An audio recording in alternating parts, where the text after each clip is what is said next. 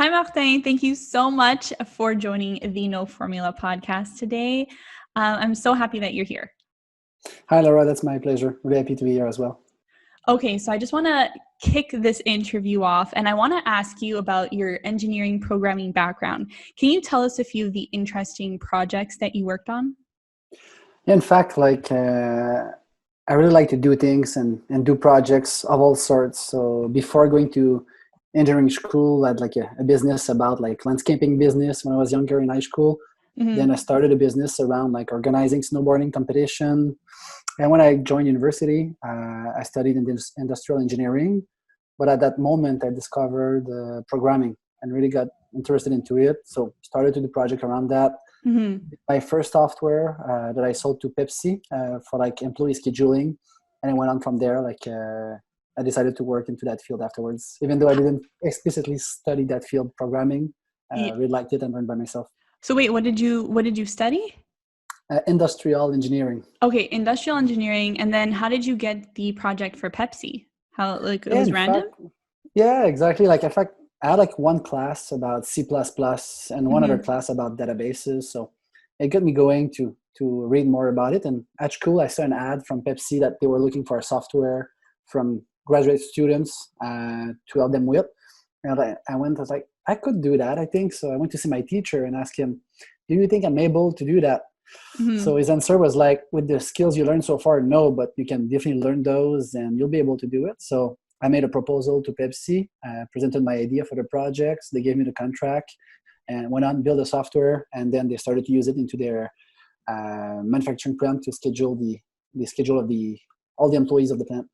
That's so cool. Do you know if they still use it? I doubt it because it's a Okay. quite old technology, so I would really doubt it. I hope not for them. Okay. Someone from Pepsi is listening to this and they're like, oh my gosh, we're still using it. I hope not. Okay, that's awesome. I actually love that story because you just kind of put yourself out there and you're like, I don't know this yet, but I could know this. And you proposed it to them and it worked. And that's Yeah, amazing. yeah. In fact, a lot of the things we do, like we don't know. Even if we start like a regular job, when we start that job, usually we don't know how we're gonna do it. Maybe we know we worked in that field for some years, but we change industry. It's gonna be different. So all the things we do are quite new. So same thing for projects. A lot of stuff I've done, like I don't know how to do them, but learned on the fly. Worked with people, like learned a lot. So I actually, if you don't mind talking a little bit more about that, because I feel like a lot of entrepreneurs that are just starting off have trouble maybe getting their first customers because they might not feel qualified enough. And what do you think, maybe your landscaping experience helped you, but what do you think has allowed you, or what skills allowed you to just put yourself out there and get that project? yeah, I think but of course, I'm a bit biased because I love to do things. I like to new things. I like extreme sports, so I'm a bit of a risk taker. So Okay. it's a bit easier for me. But one of the projects that was really interesting and totally new was organizing snowboarding competition when I was in university. And basically, the goal was to have fun, do a project, learn a lot. So I think having fun was a key component for me to do that project, like a lot of my project. But I forgot, if I just wait, there's never a right moment. Is the client there now? Is it going to be there in 2 years or in 3 years? If he's not there now, he's not going to be there anymore in 2 years. So there's no point to wait. I prefer to try it.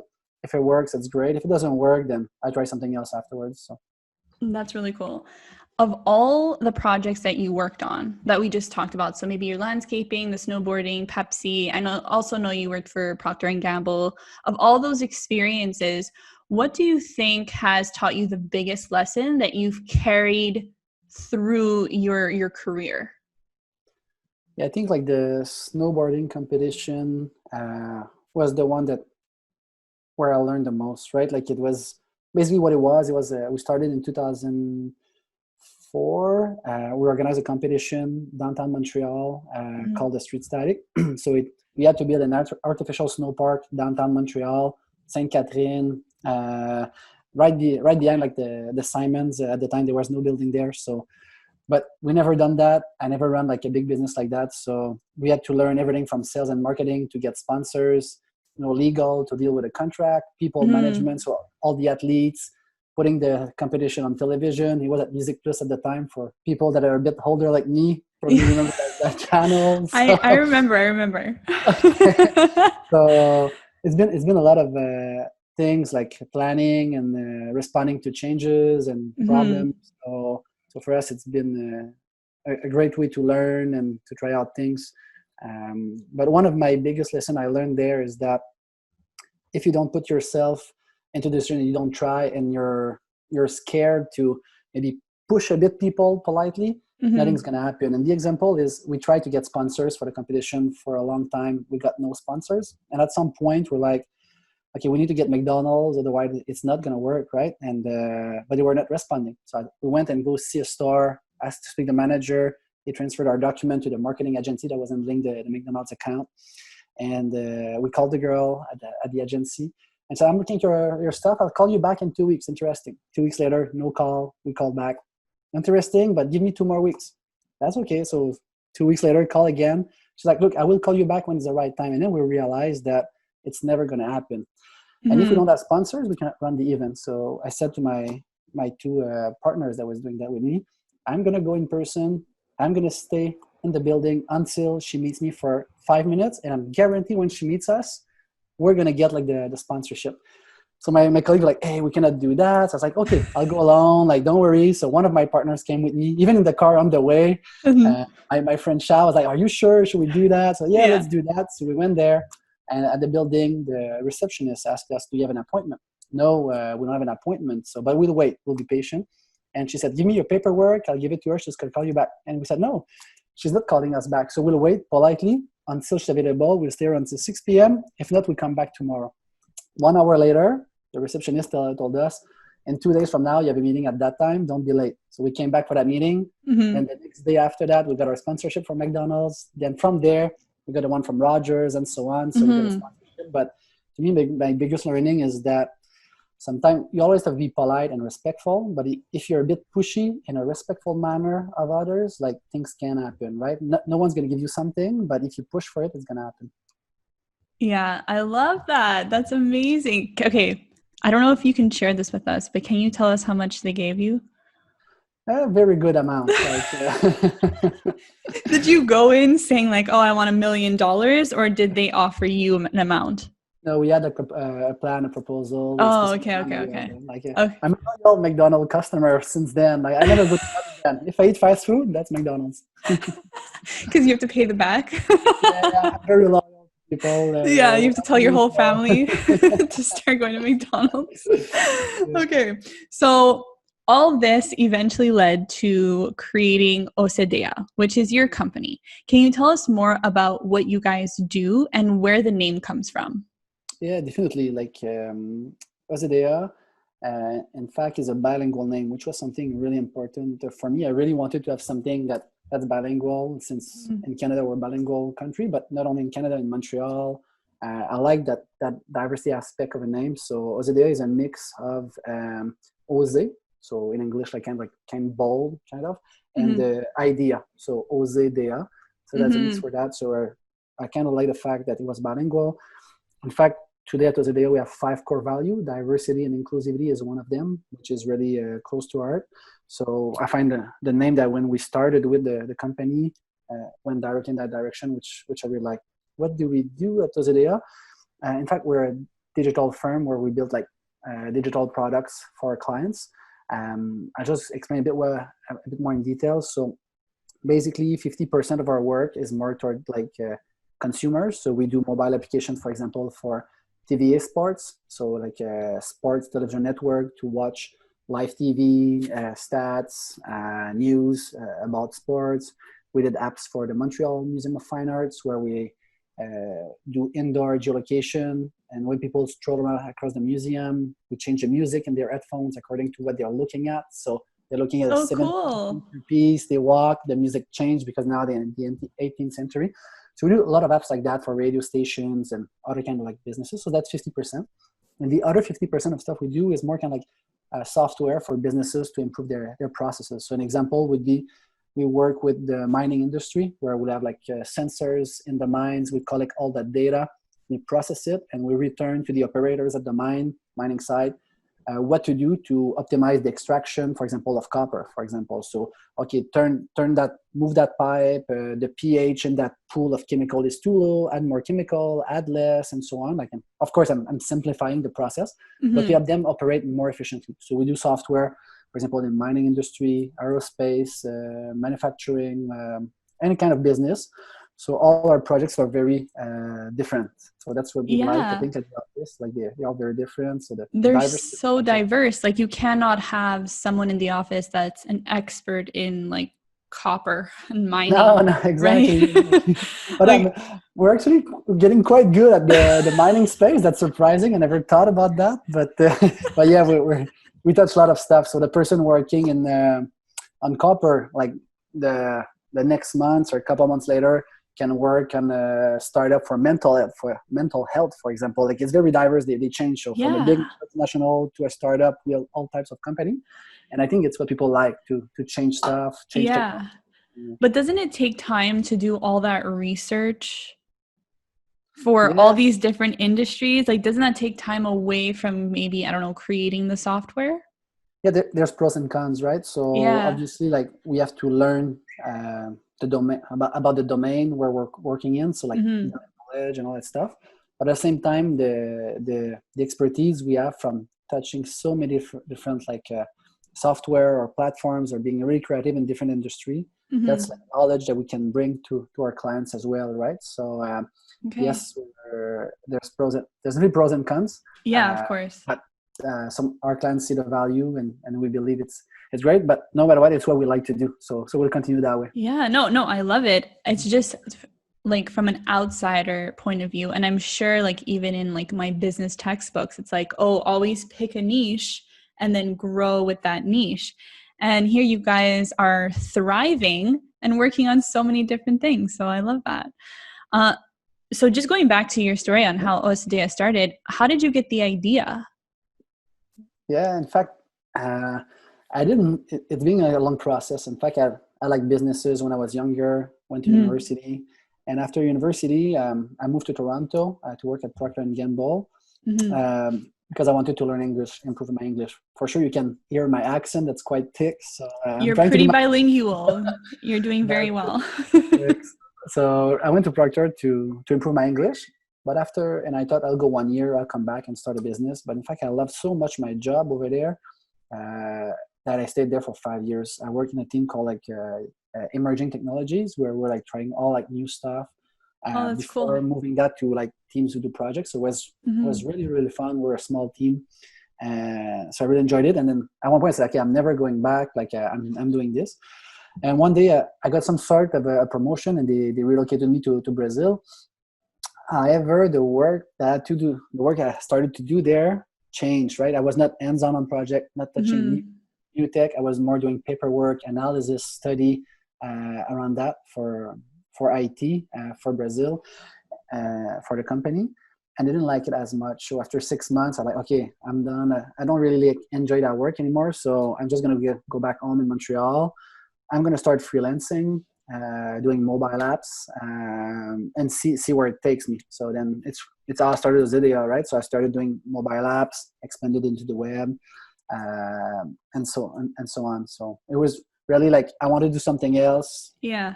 I want to do projects. I want to be hands-on. So I said the best thing for me is to be a freelancer. I can choose the work I want to. I can work on great stuff, and things came in. I said, let's start a company and let's do it. So, okay, what year was this when you started freelancing? End of 2011. So okay, we could say like 2012. Yeah. So you start freelancing, and how long until you hire your like first employee? It took quite a bit of time, right? Like we've been growing like really fast in the past few years, but at the beginning it was quite slow. It took me like almost 3 years to get the first 2 people on board. I hired 2 people almost at the same time, the first 2. So Angus and Alex, by the way, thanks for joining at the beginning when there was no one. But yes, it took about 3 years so that I could get like enough projects to sustain like having 2 people with me. Okay, so when you were freelancing, out of curiosity, how many projects would you take on at once, and how many did you need to afford these two other people? Yeah, like when I was freelancing, I was mostly working on one project at a time. And at one Oh, point, I've been lucky to get like a big project that I could not do myself, right? So at this point, I had to take the decision, okay, I'll get people to help me, and I will mm-hmm. not really have a salary anymore or a very small one to afford to have people to help me. But that's also going to free me up some time to go and find other project and get the wheel rolling, right? Mm-hmm. So that's how it came with like a bigger project that I couldn't do myself. I could have maybe refused it because say I cannot do it, but it's at that point say, okay, let's try it. Let's bring people some people on board and let's get let's get paid a bit less. And I don't have kids yet, so it's the time to do it. I love how this kind of almost happened by accident. You're like, yeah, I'm going to freelance. And I'm like, yeah, I'm going to start a business. So you start the freelancing at the end of like 2011. When did you like name like, oh, this is Osedea? In fact, when I started freelancing, I kind of like incorporated myself and created, Oh, right? Because there's a client that I was like hoping to get that was asking me to be formally registered as a business and as not okay. a freelancer. So I had to create a company, create a name. So from that point, I was freelancing, but working under the company I created. Oh, okay, okay, that makes sense. So you didn't have to raise any capital or anything. It was just kind of, No, it was a slow start, but then things started to pick up. So when did things started to pick up? yeah, really. Like when we started to get the projects in 2014, then the the ball started to roll for us, right? So we got the projects. I've been able to keep the people when the project was finished to get new ones and so on. So from that point, we've been able to constantly like add projects, add people, and so on. Yeah, we've been lucky that we didn't have to raise capital. I think like it's a perfectly valid avenue to raise capital, and it helps grow business faster. On my end, like the growth from 2012 when end of 2011 2012 when I started to today that now we're 40 people at the company. We can consider that maybe as a slow growth or fast growth, depends, but by not taking capital on my end, it allowed me also to keep my freedom and run the Hmm. business like I want to run it on a very like a human way. And it's not because you're taking capital that you cannot do it in a human way, but if I want to do something, like I have the freedom to do it. I have the freedom to help the people in the team if something happens. Hmm. I can create the programs that I want to make sure like the culture is great, the work-life balance great, the people can grow personally and professionally at the company. Hmm. So by not doing that, I've been able to keep the freedom. And today, I think it's for us it's great, and we don't have external pressure to do certain things or to reach certain milestone of profit or sales. We want to do it because we want to get better every year. So always push ourselves, but it's not coming from externally. It's because we want to do it. So for me, it's been a good way. But I don't think there's a right way or a wrong way. It's just the way for me that work. And often we hear that okay, we need to raise capital and so on. But there's other ways to do it as well. And I'm an example. Although I'm in the service space, which is different from a product. So obviously, if you're doing a product, it's a bit harder without like external funds. Yeah. Yeah, I think there's different ways to do that. For the listeners, and if they were at a spot where they're trying to grow their business, especially if they're a solopreneur, what is your advice to them on how to get that extra help? And then after we'll talk about like how you took it to the next level. Perfect. Yeah, I'll give you an example with startup, not necessarily like solopreneurs, but like small companies. We Yeah. work with a lot of startup at Osedea. One of like the common mistake I see, and I've been doing it as well, is that often we focus a lot on the product itself, on the quality of the service we deliver, and often we neglect the sales parts. Even for us, at the example at Osedea, we've hired the first person in sales only last year. It only makes 1 year. We have a person in a role, like in a sales role. And Hmm. after having that person for 1 year, I'm realizing that if we would have focused on sale earlier on, we're probably maybe like double the size today by hiring a person in sales like 3-4 years ago. So often I see we work with startups, we polish their product, they invest a lot in their product. It's a good quality product, and then they're short on cash to focus on the sales. They didn't prioritize that. So even though they have the best product, it can still be tough to sell. Like selling software is not easy. So I think for me, one of the advice I give to my clients that come to us is, don't forget the sales parts, focus on it. And it's not just as easy as like calling your friends, right? There's like techniques, there's still to do it. It's like, and to focus on that. Mm-hmm. Oh, wow. I didn't realize that at all. And I'm sure it's so difficult with software. Like, It's it not just, easy, right? Like it's yeah, not a it just problem. seems like cold calling, right? I'm not sure. Exactly. Just like, No, hey. you buy a bike at the store, you see it, you can touch it. Yeah. You like it, you don't like it. You buy software, you buy something that you're going to see in 3 months and 6 months from now. So it's going to be really Yeah. tough. It's really tough to say, okay, yeah, I want to do it. So selling that needs a lot of trust from the clients to when they pick a partner for their software. So interesting. Is there any other not necessarily mistakes, but pieces of advice that you would give to small businesses on how to scale their growth maybe a little bit faster? Yeah, I think like for sales for me is like is a big one. Yeah. Obviously, like I think like as a second thing, like doing quality work, like and being loyal to clients. Mm-hmm.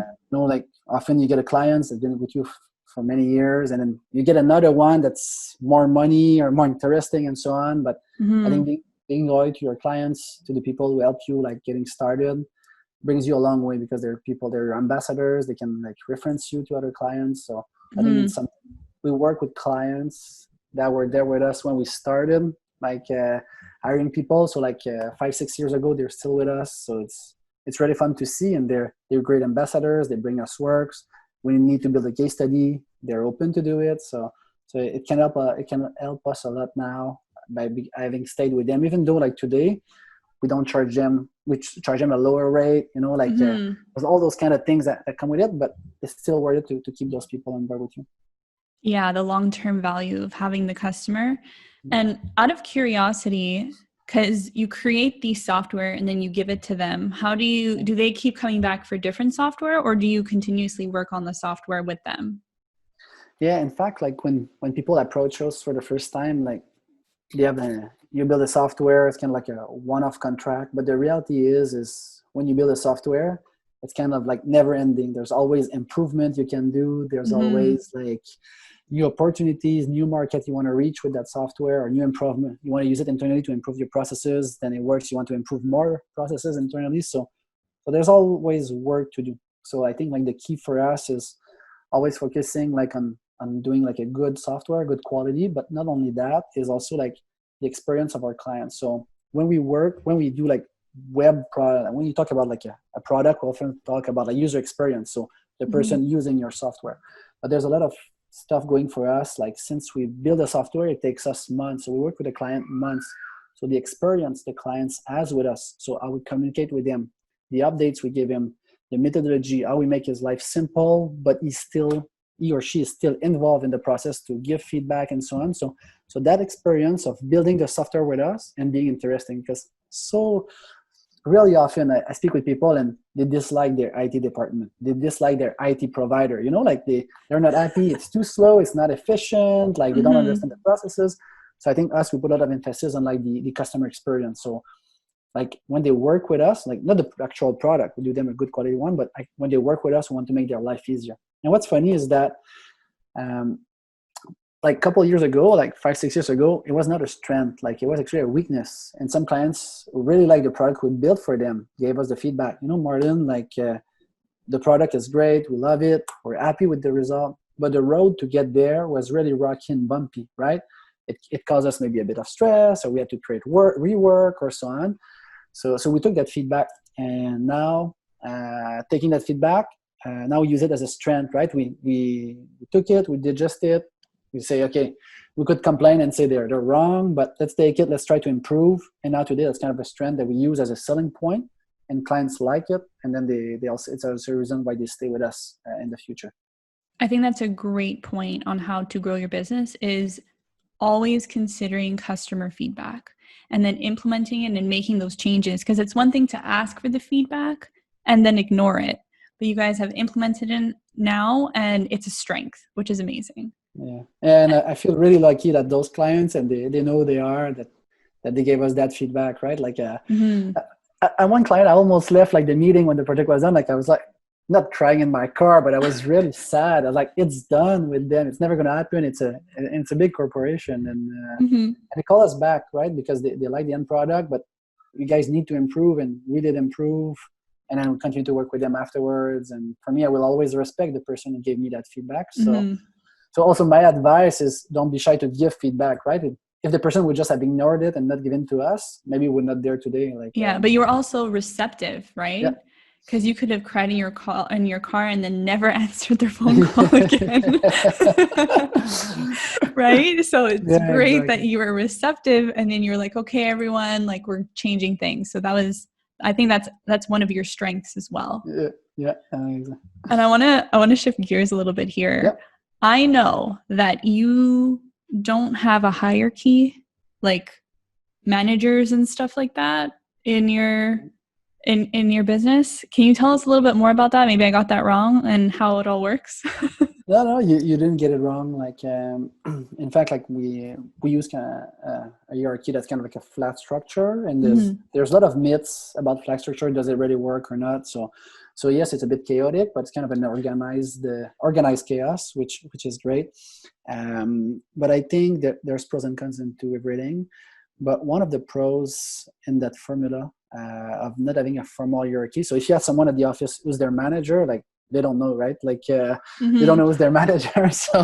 But one of the big advantages is that it gives like a lot of opportunity and freedom to people to bring ideas to the table, to push ideas. Like, you're not dependent on one managers or two managers to approve your idea, right? So you have an idea, you talk it to a couple of colleagues, they're behind you, you create a team, and you move that idea forward. And one good example for that where it helped us grow our business is the office we opened in France. So I had two people in the company that were from France, work with us for 3 years, and at different points, a couple months apart, decided to go back to France. And by pure coincidence, they went back to the same city in France, in Nantes. So one because he's from there, one because he studied there.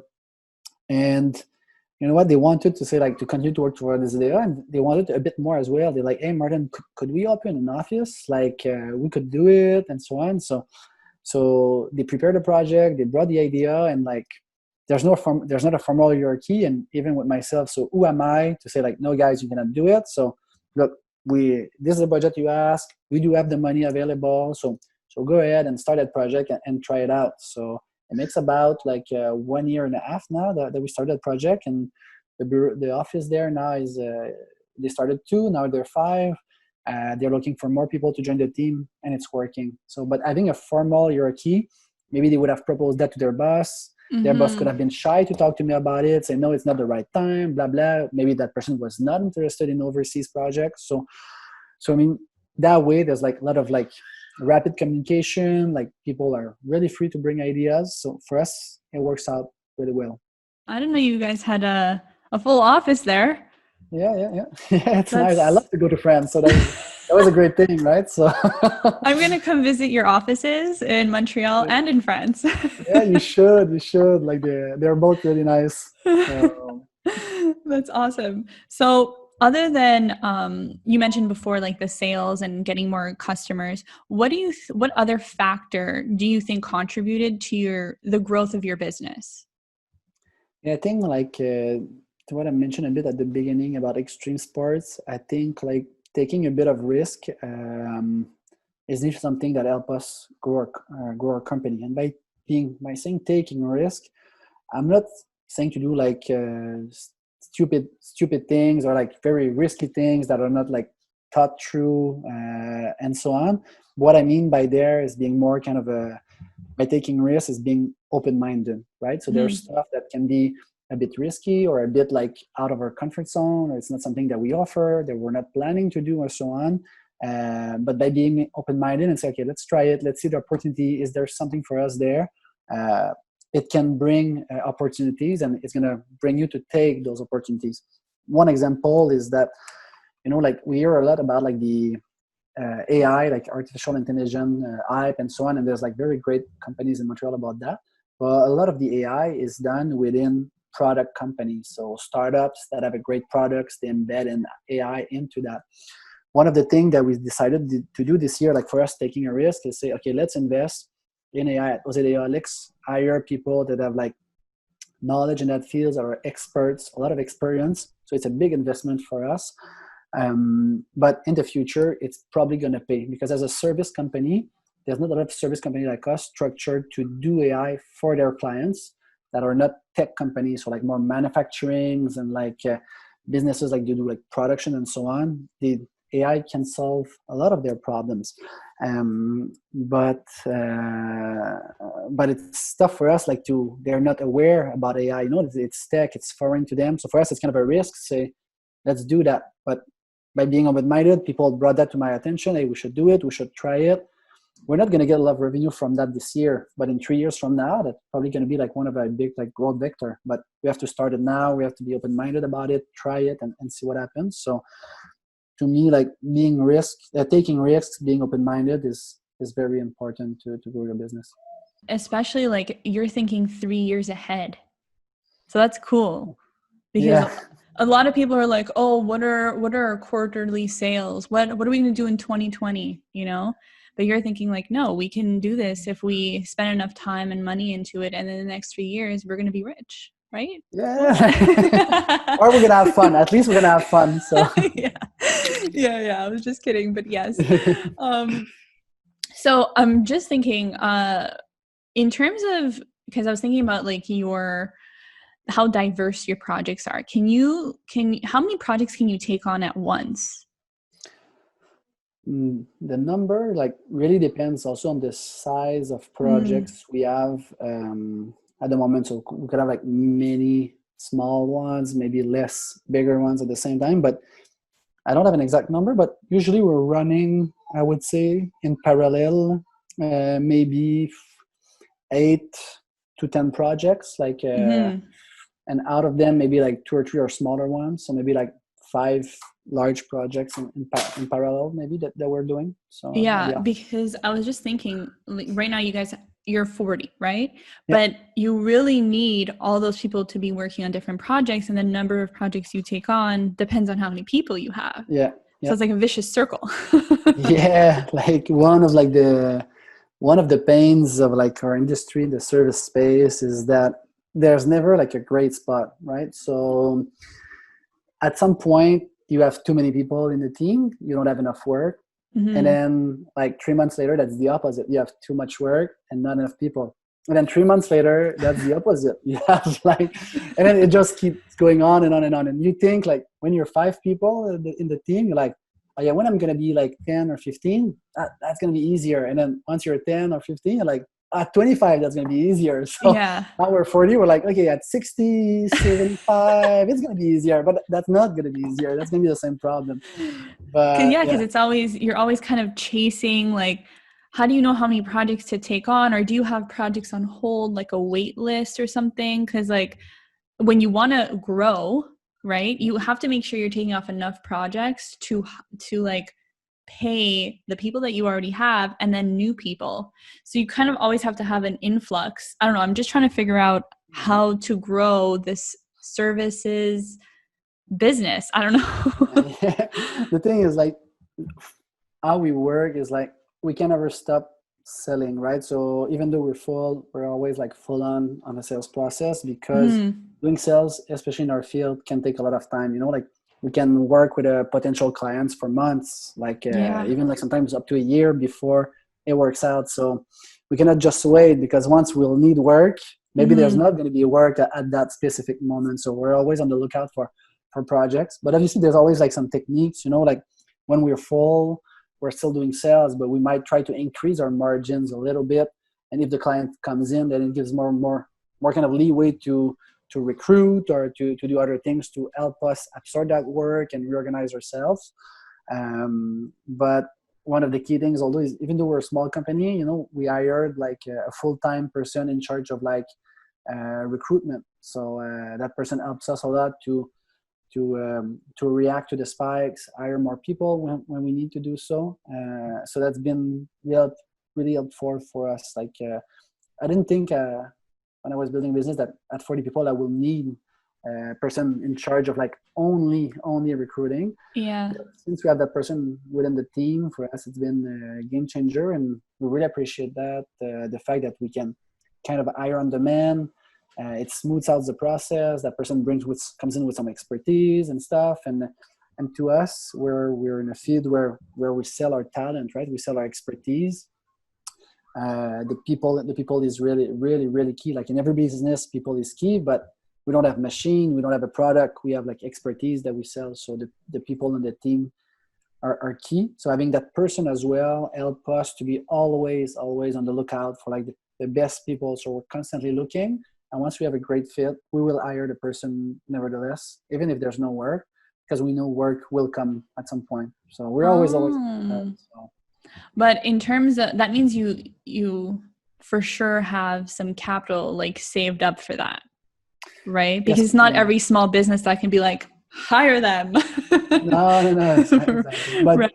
Obviously, like we're very careful with the people we bring to the team. So I mean, like we're always hiring, but we won't hire like 10 people tomorrow, right? So maybe one person next week, maybe another person in 3 or 4 weeks from now. But we go at a slow pace, but we make sure it's the right people.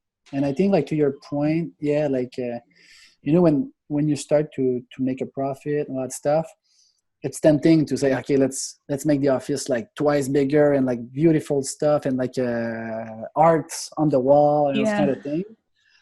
Although we have a beautiful office that I really like, we still get our furniture from IKEA or even from Marketplace. We buy used. So if you search, it's beautiful stuff. But I mean, being careful with how you manage your money and trying to give the most money to your people in the team in terms of salaries and stuff like that, rather than spending on useless stuff. So like empty space or, like things that don't bring value or expensive car or stuff like that. It's perfectly valid to buy an expensive car if you want, but I mean, being careful with how you manage your money, for us, it's what makes us a stable company, can invest in projects when we want to, going through COVID without any like really issues and so on. So, so I think it gives us like a sense of strength as well, because we know we can try things and we're not on the risk of like being going to the bank to help us, right?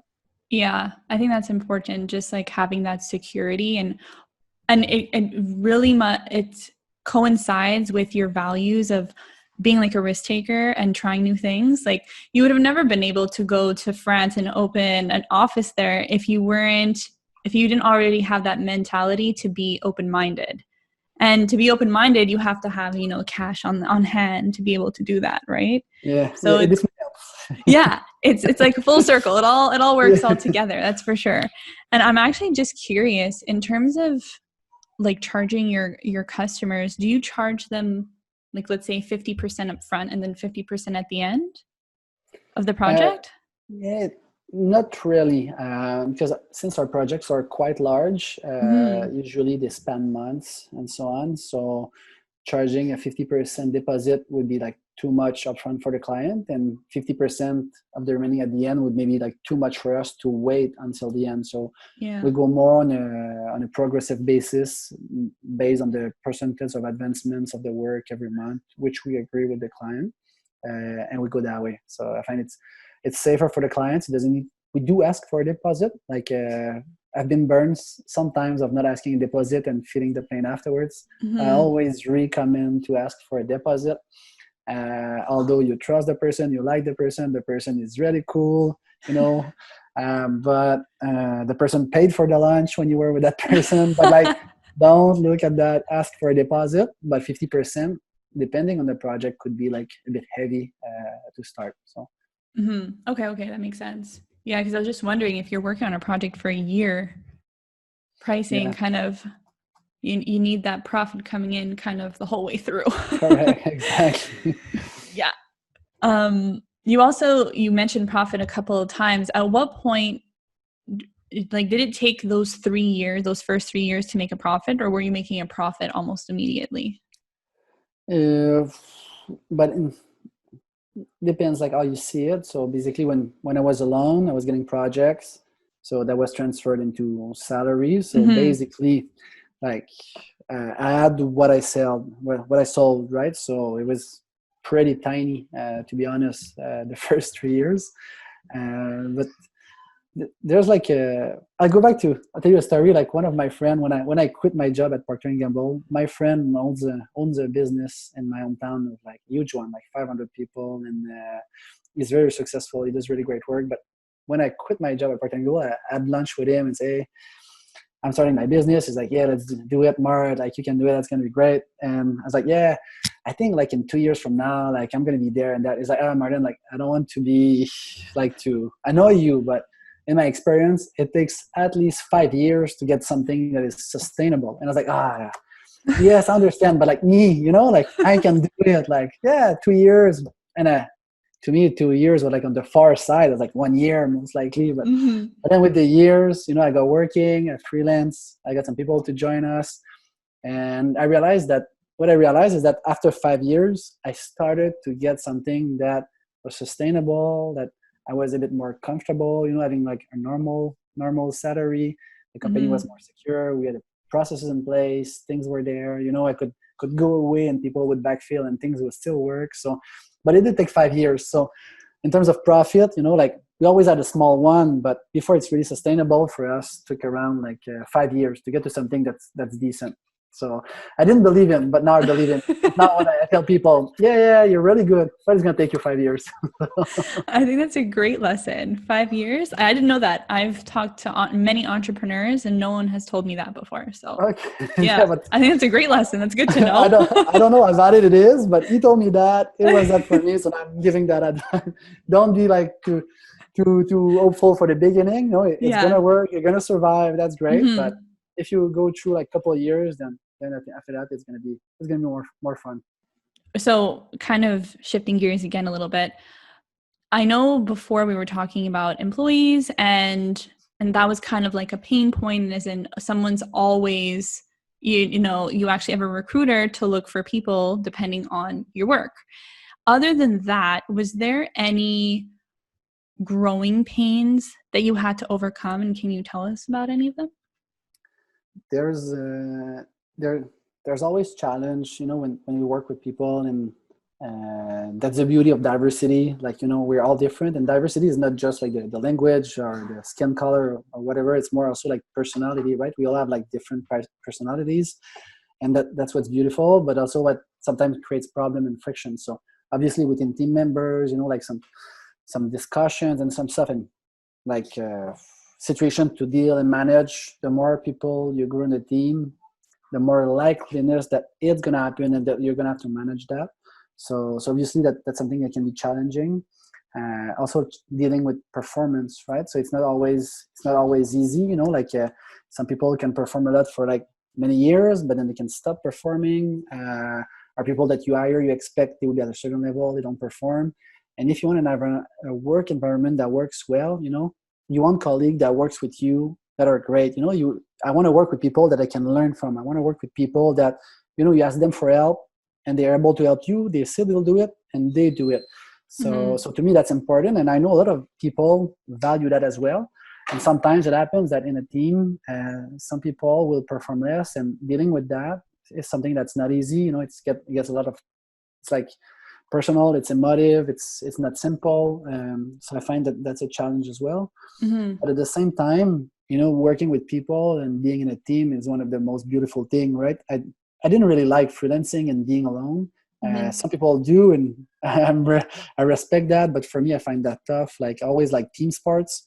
I like being a team. I like seeing people, like talking. I like winning together, winning alone is great, but winning as a team is so much more fun to celebrate that together. So for me, like, that offsets all the problem you can have dealing with people, managing human resources. My team at Osedea. Just for an example for the listeners, let's say I was working for you as a programmer. I don't even know what I'm saying, but let's say I was, and I wasn't performing up to your standards. How do you normally go about addressing that issue? Yeah, that's a tough situation. That's a tough discussion, right? Like, I think the first thing is it's important to give feedback to the person and try also to understand the person, because like during 1 month it's perfectly fine. Like stuff can happen. Like you can live personal situation. You can be whatever reason, you can be sick or stuff. So that's totally normal. I think the issue is when more things like it's sustained lower performance than expected. The key thing is to discuss with the person, try to understand, give feedback, share a plan, make sure we're all aligned, make sure the other person also is still motivated, is still into it, try to understand and help, right? Because in every situation, always believe that there's two sides. So yes, the person is not performing, but also the company and myself, there's maybe something that we've done that prevents that person to perform. Once that's done, then we move together, we agree to some things, and things continue. And then at some point, then we discuss again with the person. And if there's no way to resolve the situation, there's at some point you don't have choice than to let go of the person. I seem very radical, but I think it's also something that I was not doing a lot. We're not a lot focused on performance before, and we're more in the past few years, and it helped us grow a lot. Performance doesn't mean to be kind of like military style, like I mentioned, or working 80 hours. That's not what it is. Like being performant is to behave according to the company values.